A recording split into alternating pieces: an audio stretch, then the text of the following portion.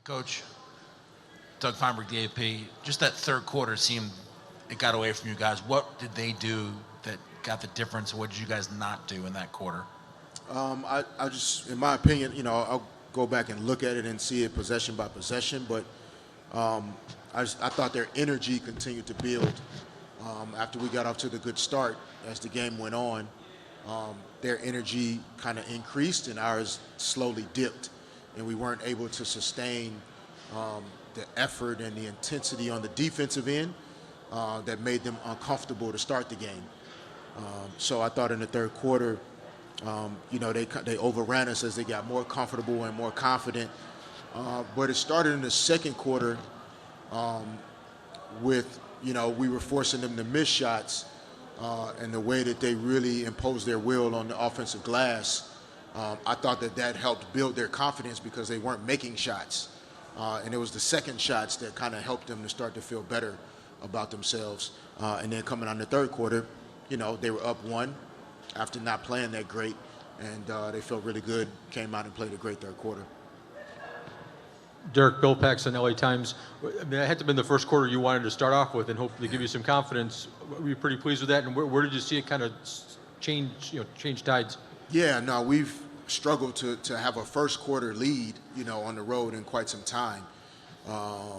And so we were definitely, pleased at the start. And then, like I said, I think over time, we weren't able to sustain the fight, the intensity, the energy that it takes to win these type of games on the road. And so you have to give them credit for, how hard they continued to play. And we weren't able to sustain that. And so, that's what we have to continue to find, how to do.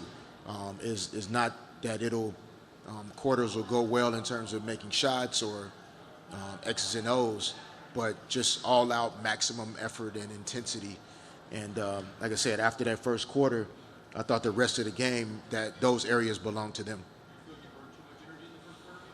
No, I don't think we burned too much. I think it was a really good start, but we weren't able to sustain it. And some of it was, a couple of our starters that weren't able to sustain it. But also, trying to find, other than Shanae, a couple players that can come off the bench and help us as well. And when shots don't go in, the game starts to feel really hard. And I think after the first quarter, for some of our players that had good open shots and those didn't drop, I thought their confidence dropped and our energy dropped as well.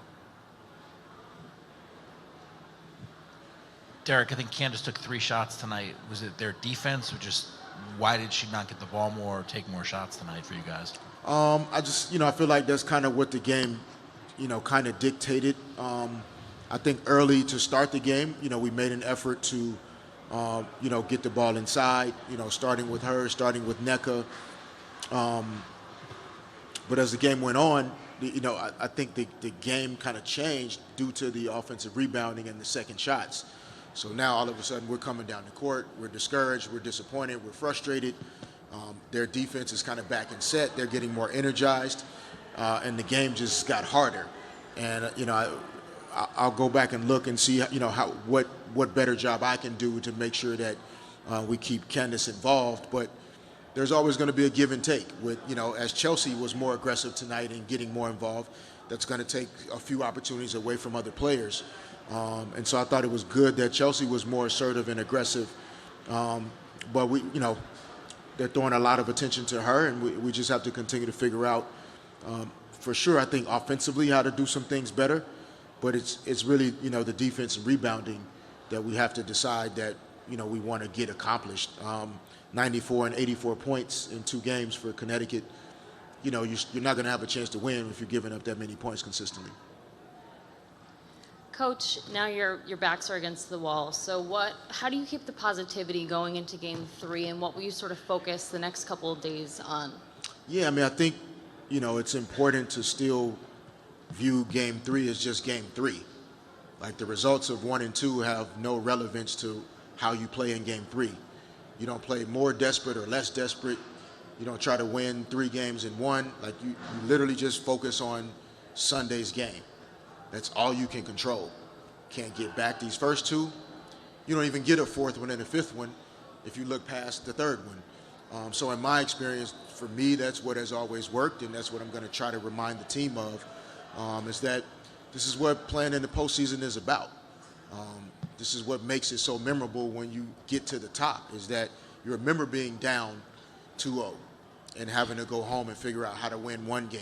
And then you're fortunate enough to win that one, how to win the next one, and give yourself an opportunity to continue to advance. And so, we have some experience in our locker room, and, I think we'll be able to find a way to come out, in front of our home crowd on Sunday and compete for a win. Time for one more. Thank you. Thanks.